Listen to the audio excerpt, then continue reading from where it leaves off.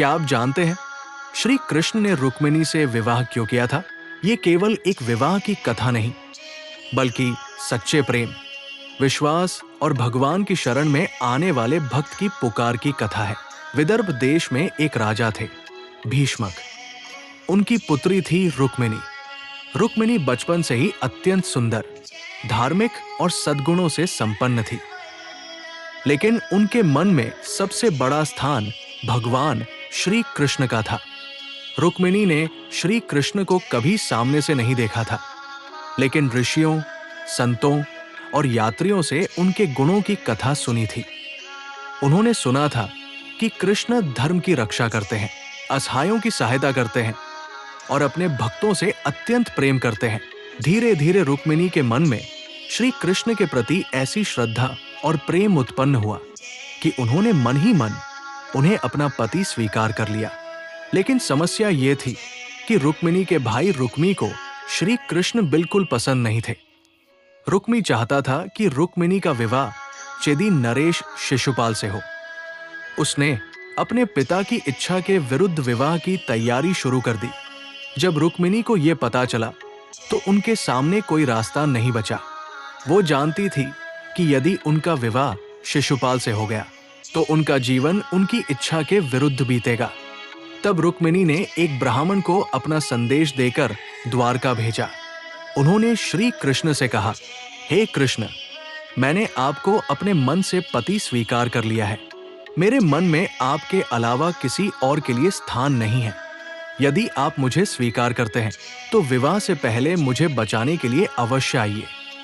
यदि आप नहीं आए तो मैं अपने प्राण त्याग दूंगी। रुक्मिणी की ये पुकार केवल एक स्त्री की पुकार नहीं थी। ये एक ऐसे भक्त की पुकार थी जिसने अपना सब कुछ भगवान को समर्पित कर दिया था।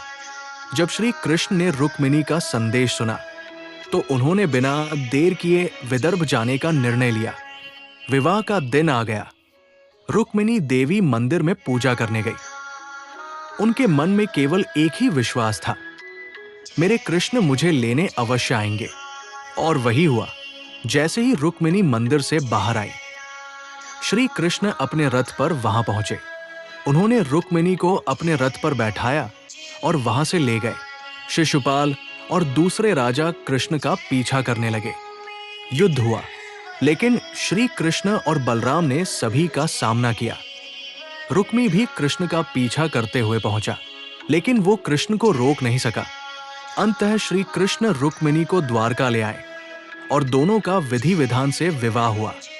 लेकिन इस कथा का सबसे सुंदर प्रश्न यही है, श्री कृष्ण ने रुक्मिणी से ही विवाह क्यों किया?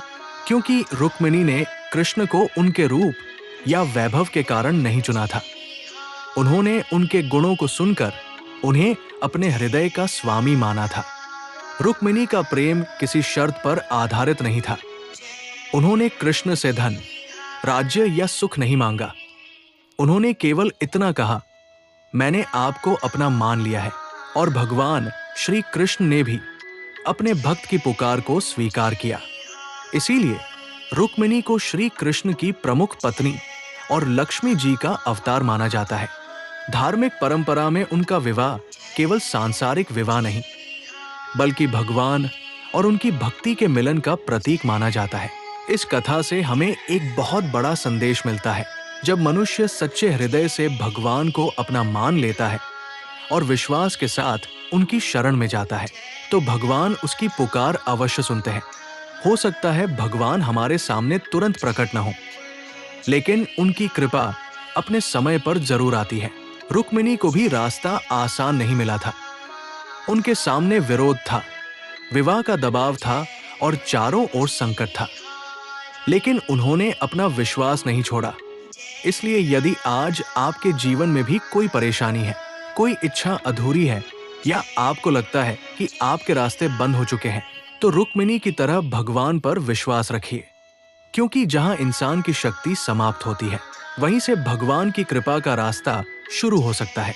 श्री कृष्ण और रुक्मिणी की ये कथा हमें सिखाती है कि सच्चा प्रेम अधिकार नहीं मांगता, बल्कि समर्पण करता है। और सच्ची भक्ति भगवान को अपना मानकर उन पर विश्वास करना सिखाती है।